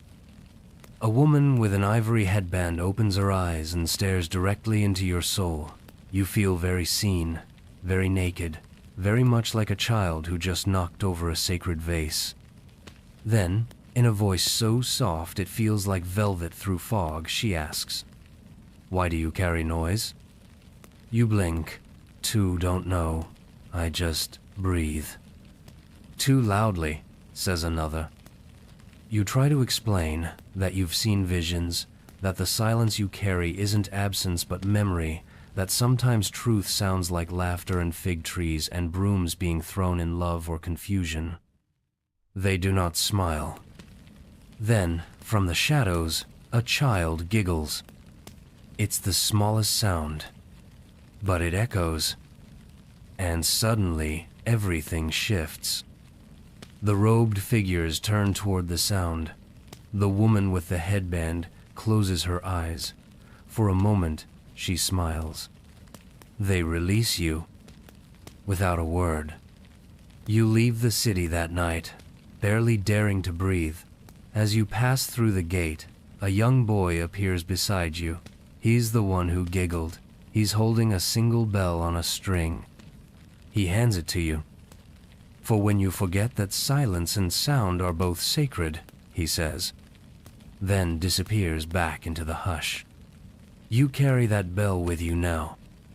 You don't ring it. But sometimes in your dreams it chimes all by itself. You're used to strange requests by "No, heal my goat. Interpret my dream. Help me find the sacred beetle of the northern ravine," but nothing prepares you for the quiet desperation in this man's eyes. You find him lying under a canopy of palm leaves at the edge of a salt flat. The people of the village say he was a teacher once, a beloved one, but now his voice is thin and his bones are more memory than matter. His breathing sounds like wine through cracked pottery. He motions for you to come closer. You do. His lips barely move when he speaks. "Tell me it mattered." You blink. "Tell you what mattered." "My life," he says. You sit beside him. The sky is orange and lazy. The wind tastes like minerals and goodbyes. You want to give him the truth, but you suddenly realize you don't know his story. You don't know what he did or didn't do, what he lost, what he loved, what he regrets when the stars come out. But he's looking at you like you do. So you take his hand, and you lie. Beautifully. You tell him he once saved a child from drowning with a word, that he taught a girl to read who later wrote poetry that softened an emperor's heart, that a man still sings songs he invented while walking home barefoot under moonlight. You tell him his kindness spread like roots underground, quiet, invisible, but holding everything together, that 1,000 people live softer because he once chose not to raise his voice, that even silence was his student. You tell him that one day, long from now, a traveler will find a story carved in a wall that simply says, "He listened." He weeps. Quietly, almost reverently. "I thought I failed," he whispers. You squeeze his hand. Failure's just love that ran out of time. He laughs. It's brittle, but real. The sun begins to dip. His breathing slows. And then he says, "One more thing." You lean in. "Was I ever truly seen?" You hesitate. Then you lie again. And this time, it doesn't feel like a lie at all. Yes, even the stars remember your name. He closes his eyes and lets go. You sit with him long after the air cools, long after the villagers light their evening fires, long after the sky turns black and the wind forgets how to carry sound. In the morning, they bury him in silence. They ask if he said anything at the end. You just nod and whisper, "He knew." And that's the truth. Or at least something even better. You weren't planning to stop. You'd been walking for hours through heat that made the sky itself seem tired, and your only goal was to reach the next patch of shade before your thoughts began melting out of your ears. But then, just over the ridge, you see Ita stone archway half swallowed by the cliffside, its entrance choked with roots and silence. A woman hauling firewood points at it as you pass. They say that place holds every answer, but no one's ever understood a single word. Of course, you go in. Inside, it's cool and cavernous. The walls are lined with shelves carved directly into the rock, and every surface is packed with scrolls, tablets, stitched leaf books, and wooden plaques covered in symbols you don't recognize. Not a single one. You pick up a scroll. The writing shimmers. Not metaphorically actually shimmers, as if the letters are sweating under your gaze. They shift and rearrange themselves every time your eyes try to settle. You blink. Look again. Still nothing. You try another. Same result. A child wanders in behind you and watches with casual amusement as you furrow your brow. "They don't let you read them," she says. You turn.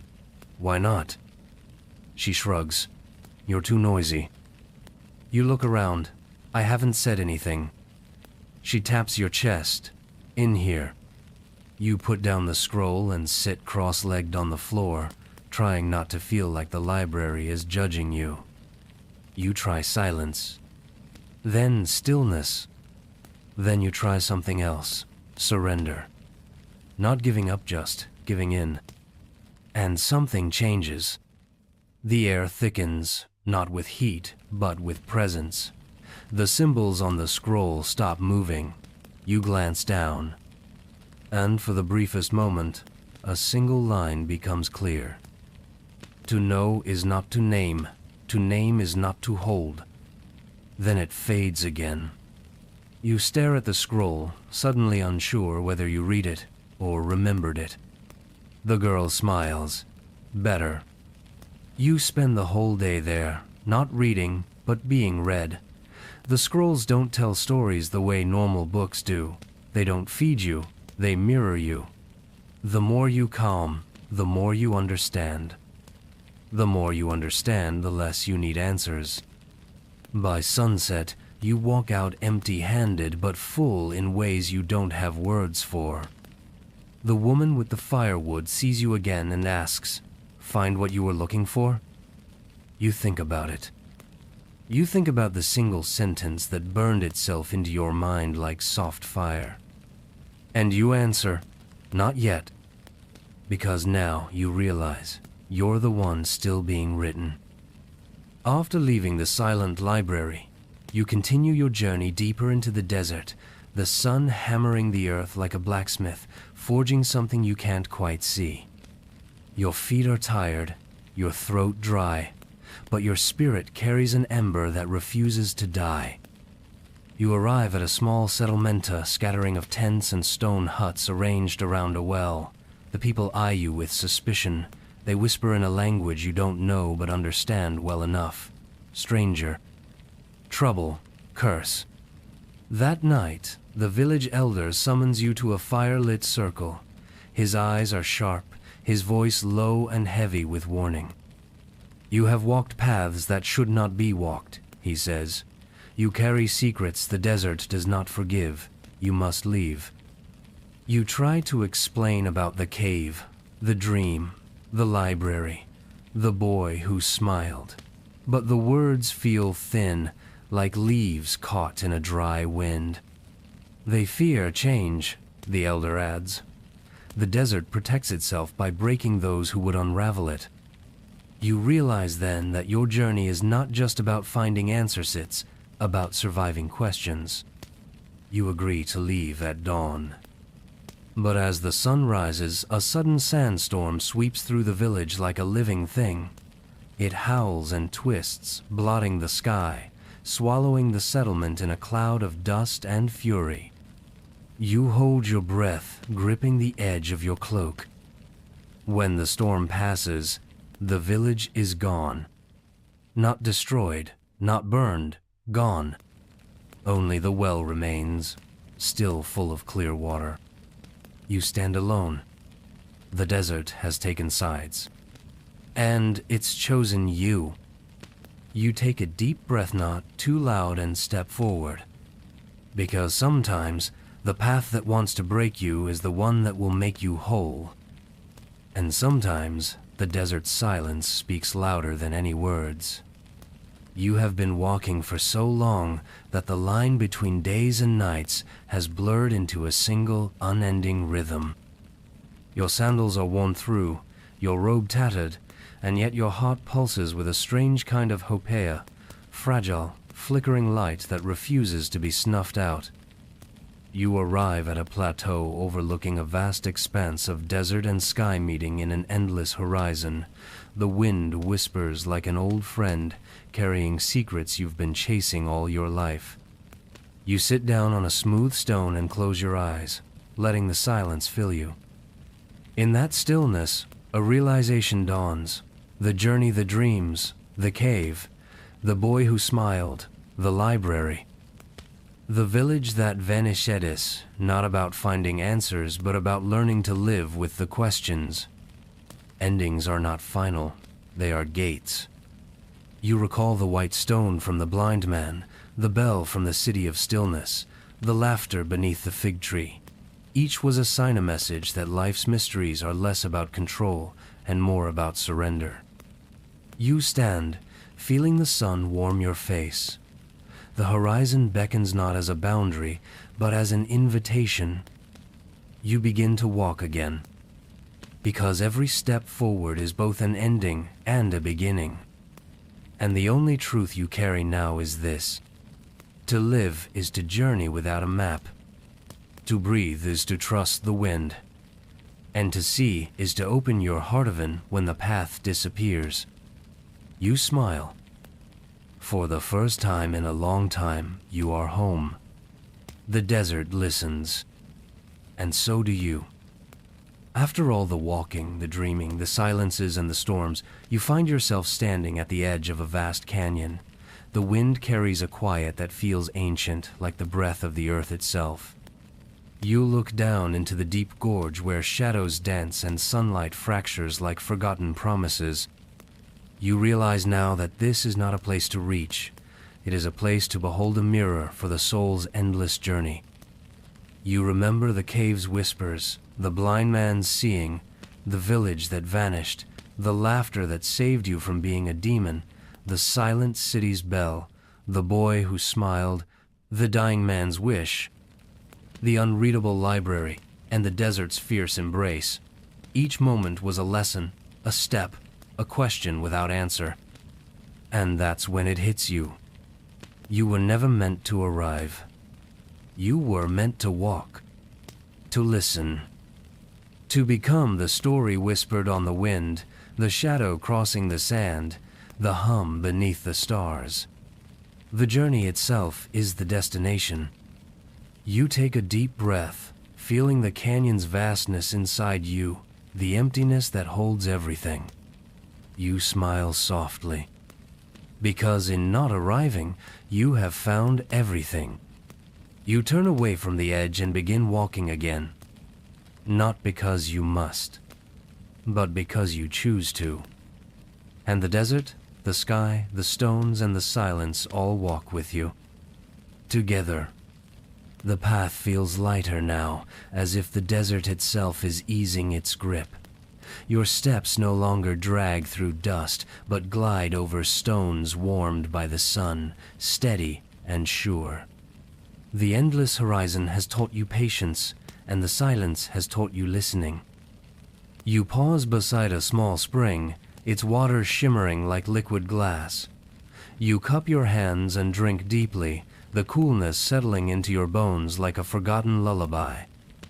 As you rest, faces emerge in your memory. The boy who smiled despite his silence, the blind man who saw without eyes, the elder who begged you to lie with love. The woman who threw chickpeas and the child who giggled beneath the hush. These were not just strangers or fleeting companions. They were your lifelines, your reflections, your teachers in the art of being. You realize now that your journey was never solitary. You carried them, just as they carried pieces of you. Their stories weave through your own, threads in a tapestry that stretches beyond time and place. You whisper a quiet thank you, not just to them, but to every voice, every breath that guided you when the road seemed endless. With renewed spirit, you rise, feeling the weight of gratitude fill the spaces once heavy with doubt. You step forward, not just walking, but honoring every step that brought you here. Because sometimes to move forward, you first must remember who carried you when you couldn't stand. And now, you carry them with you. As you continue your steps across the endless sands, a gentle breeze lifts the dust around you, carrying with it the echoes of all you've seen and felt.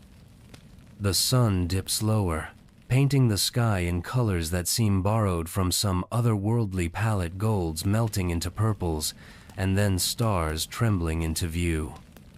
You sit beneath a lone acacia tree, its silhouette delicate against the vastness, and reflect on everything. The cave's silent whispers, the dream of the world's end, the village that vanished in a storm, the library with unreadable scrolls, the city where silence ruled, the dying man's plea, and every soul that crossed your path. In that quiet moment, you realized that the purpose was never to find certainty. The path was never about answers waiting at the end, neat and wrapped in light. It was about holding the questions, the weight, the wonder, the ache, and letting them shape you. You think about the stories you've told, the lessons you've learned, the moments you hesitated, and the times you dared. You understand now that living is less about knowing and more about being. Being curious, being open, being willing to sit in the mystery. Your breath deepens, the stars above seem to pulse with the same rhythm as your heart. You smile softly to yourself. The journey continues. And the questions? They travel with you, companions, guides, the very air you breathe. Because sometimes, the greatest gift is not the answer you find, but the courage to keep wondering. You wake one morning to a sky brushed with soft pinks and blues, the kind of dawn that promises neither clarity nor confusion, only a quiet acceptance. The desert around you stretches endlessly, a mosaic of shifting sands and ancient stones, each holding stories you can no longer trace but somehow feel in your bones. You settle beneath a weathered acacia, the same one that watched your realization yesterday, and take a deep breath, the air dry but full of life. You no longer feel the urgency to reach a destination or solve the riddles whispered on the wind. Instead, you embrace the pause, the moment suspended between what was and what will be. In this peace, you understand. Life is an unfinished story, pages still turning, chapters still unfolding. Your path, with all its wonder and struggle, is a thread woven into something vast and eternal. You smile gently, eyes closed, heart steady. The questions remain, but they no longer weigh on you. They are stars scattered across your sky, distant, beautiful, guiding. You rise slowly, ready to walk again, not because you must, but because in every step there is grace, and in every breath a new beginning. And with that, you move forward, a traveler not seeking answers, but living the story itself. The sun is high, relentless, but you hardly notice anymore. Your feet have learned the rhythm of the earth beneath you, the sharp stones, the soft sand, the hidden roots ready to trip the careless. You pause at a crossroads where 4 paths diverge, each fading into a different horizon. You stand there, feeling the pull of every direction. Each path promises something: home, mystery, safety, or chaos. You realize these roads are more than choices. They are stories you could have lived but didn't, echoes of lives you might have had. You think of the faces that never followed you here: the boy, the blind man, the village elder, the silent city's child. You imagine what their stories would have been if they'd taken another road, met other travelers, chosen differently. There is a weight in this moment, not regret, but the fullness of possibility. Each path is a life unlived, a question unanswered, a dream whispered but never spoken aloud. You close your eyes and breathe deeply. The crossroads isn't a trap, it's a reminder that every journey is as much about the roads left behind as the ones taken. You step forward, not choosing a path, but honoring the paths that brought you here, the invisible threads woven into your story's tapestry. And as you walk, the sun dips lower, painting the world in golden light, as if blessing both your steps and your silence. The desert sun beats down relentlessly, but ahead you spot a shimmering patch of greener, rare oasis cradled between golden dunes. As you approach, the sound of water rippling soothes your parched spirit, and the scent of blooming jasmine wraps around you like a gentle embrace. You step into the shade of date palms, their fronds whispering ancient secrets. A pool of clear water mirrors the sky, the palms, and most surprisingly, your own reflection, but somehow different.